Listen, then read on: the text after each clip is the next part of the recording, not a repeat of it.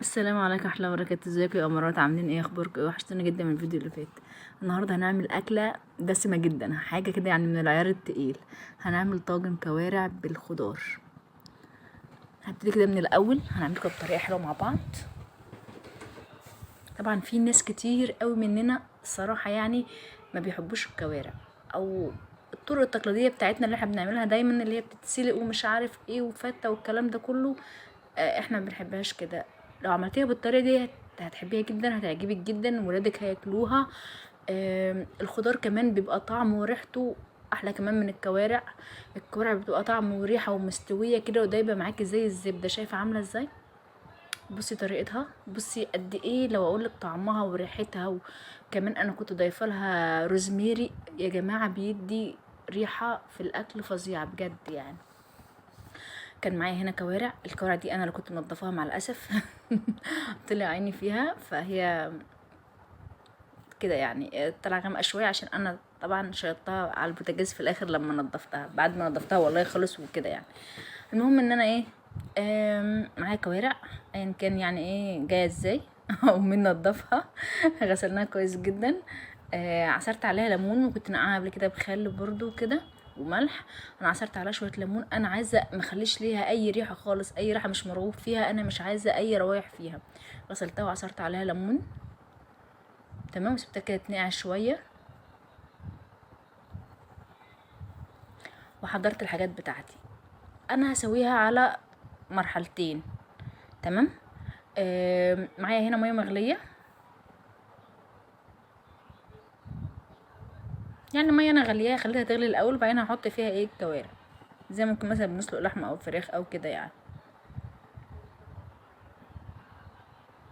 هنزل كده بالكوارع بعد ما شفتها طبعا تاني. يعني انا كنت نقعها، غسلتها الاول خل وملح وبعدين ليمون، وبعدين نقعتها كده شويه حلوين في الليمون وشطفتها تاني وحطيتها في الحله.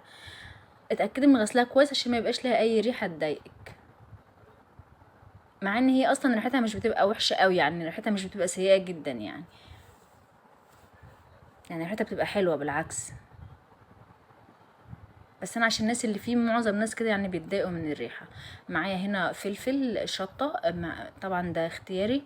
معايا بصل، معايا طماطم، معايا شويه سكر صغيرين كده يعني. وهسيبها تتسلق، مش هحط ملح، مش هحط حاجه دلوقتي غير يعني الملح ده بالذات هخليه اخر حاجه. هات حبه كزبره،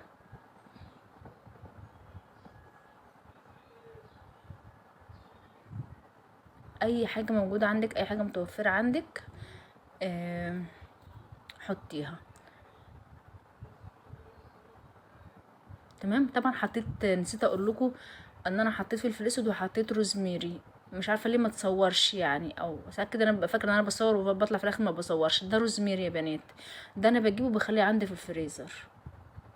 بجيبه الفريش يعني واخليه في الفريزر. في كمان اللي هو بيبقى المجفف عند العطار، ده برضو بيدي نفس النتيجه، بس هو الفريش بحس ان ريحته قويه اكتر يعني. طبعا انا بخليها تاخد 3/4 سوا على البوتاجاز من فوق، او 90% كمان من السوا على البوتاجاز من فوق. تمام. بعد كده احطها في الفرن اللي هي مثلا ايه تاخد لون كده وتكمل سواها يعني. معايا الطاجن بتاعي، الطاجن ده كبير مش صغير. معايا اي خضار عندك موجود حطيه. انا كان عندي بطاطس، كان عندي جزر، كان عندي كوسه، قطعتهم بالشكل ده.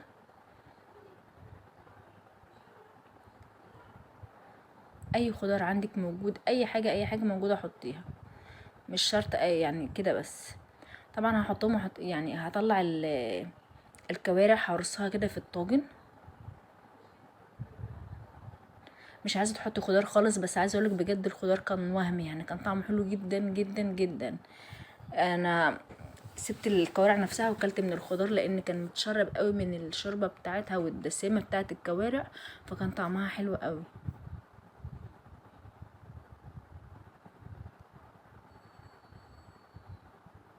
طلعتها كده، طبعا هي سخنه جدا، طبعا لسه منزلاها من على البوتاجاز حالا.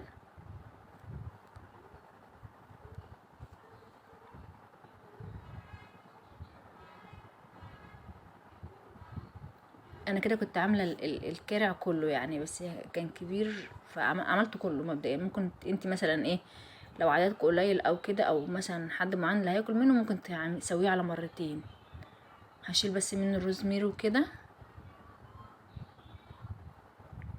حطيته كده في الطاجن وهنزل بيه بالخضار عليه.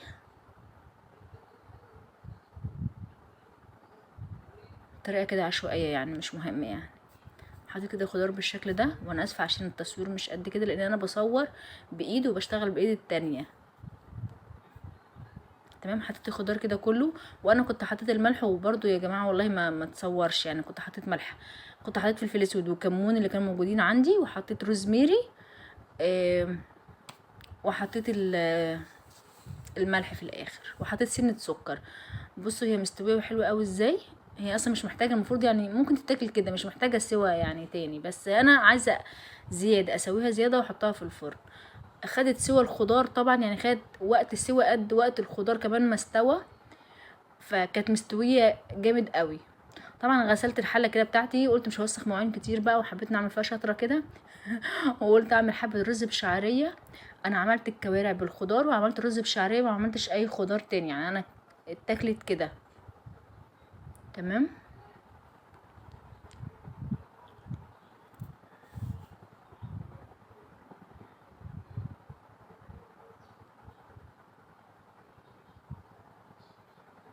غسلت الرز طبعا ونزلت بيه على الشعريه بعد ما حمرتها.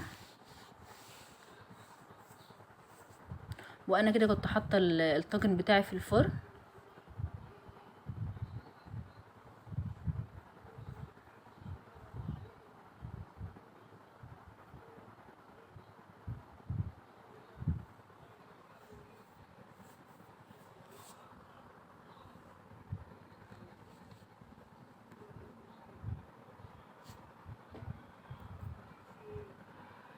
وهحط واحده ماجي،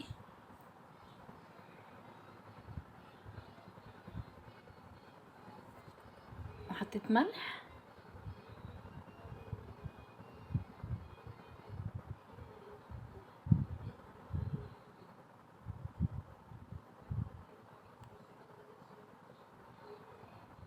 وحطيت ميه مغليه. كده انا خلصت من الرز طبعا.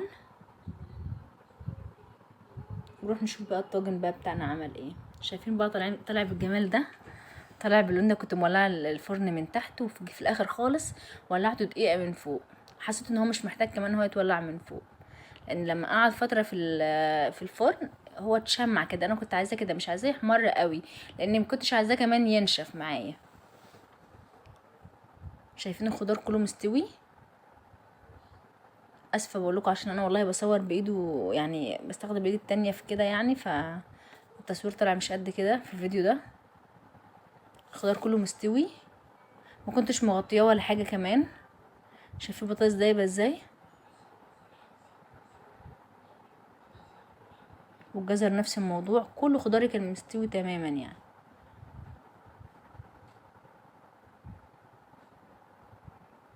مش عايزه اقولكوا بقى على طعمه وريحته، والروزميري كان مدي ريحه وطعم يعني فوق الخيال. بصوا الكوسه، علشان تاكلي كمان الحاجه اللي هي كده متزهقيش منها، يعني كملي سواها على الاخر يعني، مثلا الكوارع مش عارف ايه الكرشه الكلام ده، كملي سواها خالص، خليها مستويه جامد قوي. هي كانت كده كده مستويه قبل ما احطها في الفرن، بس طبعا يعني ايه استوت اكتر لما حطيتها في الفرن. خدت طعم وريحه من الخضار، والخضار طعم وريحه منها يعني. بجد كانت يعني كان ميكس فظيع بجد. شايفين مستويه ازاي. بشوف ناس كده بتاكل الكوارع بتفضل تشد كده وتعمل مجهود جامد عشان تاكل الكوارع، في الاخر يعني بتزهق وما بتحبهاش يعني. لو عملتيها كده وسويتيها كويس هتطلع حلوه قوي. البهارات ما بيشتريش تحطي ايه وما تحطيش ايه يعني. عندك روزميري حطي، زعتر حطي، اي حاجه عندك موجوده متوفره حطي. والروزميري ده يا جماعه بيتباع الفريش عند بيبيعوا الشبت والبقدونس وكده، والتاني بيتباع عند بتاع يعني المجفف بيتباع عند العطار. اتمنى يكون الفيديو عجبكم، اسفه لو رغيت كتير ما تنسونيش اشتراك ولايك، وشكرا جدا جدا على المتابعه.